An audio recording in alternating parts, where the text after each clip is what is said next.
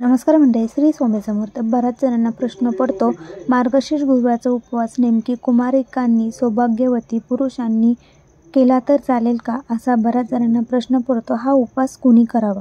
तर हा उपवास स्त्री, पुरुष, कुमारिका कुणीही करू शकतं. श्रद्धेने, मनाने आणि एकाग्रतेने आणि विश्वासाने केला तर प्रत्येकाला त्याचं फळ मिळतं.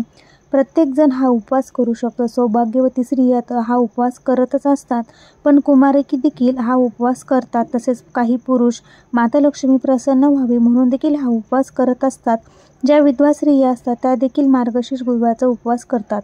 प्रत्येकाने हा उपवास केला तरी चालेल. फक्त हा उपवास आपल्याला नियम, धर्म आणि श्रद्धेने करायचा असतो आणि हा उपवास आपल्याला उपवासाचे पदार्थ खाऊन करायचा आहे. निरंकार उपवास हा कुणी करायचा नाही. त्याचं फळ आपल्याला लवकर मिळत नाही. आपल्या तब्येतीला सहन होईल असा उपवास आपण हा करायचा आहे आणि हा उपवास कोणतीही व्यक्ती, स्त्री, पुरुष, सौभाग्यवती स्त्री